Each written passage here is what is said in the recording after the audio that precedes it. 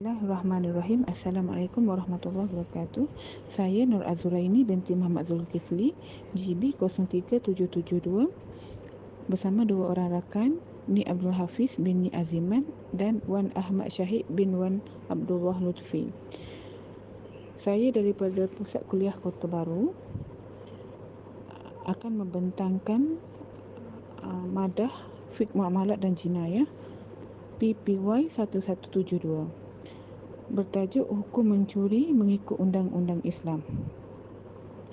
Pertama, pengertian mencuri dari segi bahasa adalah mengambil kepunyaan orang lain tanpa kebenaran, daripada Kamus DBP edisi keempat. Dan dari segi istilah, pengambilan barangan orang lain secara sembunyi daripada tempat yang selamat tanpa keizinan atau pengetahuan pemiliknya.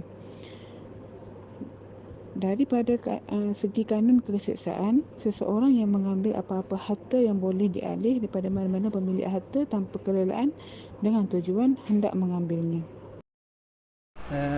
Untuk syarat yang cukup untuk digelar sebagai pencuri, yang pertama, pencuri ni mestilah seorang yang baligh, seorang yang berakal dan kecuriannya tidak dipaksa. Jadi kanak-kanak ataupun orang gila ataupun mereka yang dipaksa untuk mencuri, dia tidak kira sebagai mencuri. Yang kedua, harta dicuri mestilah bernilai 1/4 dinar ataupun 1.06 gram emas dan ke atas. Jika kurang daripada nilai tersebut, dia tidak dikira sebagai mencuri. Yang ketiga, tempat yang dicuri itu daripada tempat simpanan yang sesuai dan selamat daripada pandangan orang. Kalau barang yang ditinggalkan mendatar tempat, tidak dikira sebagai pencuri. Yang kelima, harta yang dicuri itu mestilah milik tuannya, bukanlah milik pencuri ataupun milik bersama dengan pencuri itu. Yang kelima, pencuri itu sedar tentang haramnya mencuri. Dan yang keenam, harta yang dicuri itu mestilah harta yang suci. Untuk harta yang najis seperti babi ataupun anjing, itu tidak dikira sebagai mencuri. Seperti yang telah dinyatakan dalam Al-Quran, hukum mencuri ini dia dikenakan had ataupun hudud, iaitu potong tangan. Maka pensabitan hukum boleh dibuat melalui 5 benda. Yang pertama, melalui saksi kejadian, saksi yang melihat kecurian tersebut yang disaksikan oleh 2 orang yang adil. Mereka yang tidak adil tidak boleh dikira sebagai saksi. Yang kedua, keterangan mangsa curi, mangsa memberikan maklumat kejadian dan maklumat pencuri yang dia nampak ketika kecurian yang berlaku. Dan yang ketiga, ikrar oleh pencuri, pencuri mengaku bahawa dia telah melakukan kecurian tersebut.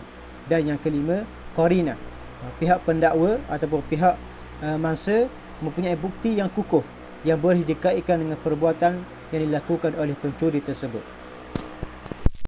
Yang keempat adalah hukuman kepada pencuri. Yang pertama, hukuman dikenakan ke atasnya adalah potong tangan kanan, iaitu potong di bahagian sendi, yang mana sendi ini dia bersambung dengan tapak tangan dan lengan.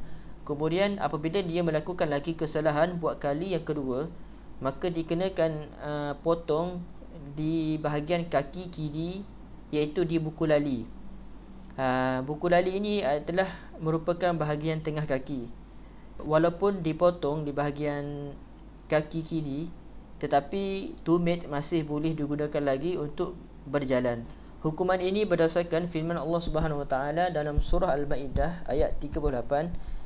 A'udzubillahi minasyaitonirrajim. Was-sariqu was-sariqatu faqta'u aydiyahuma.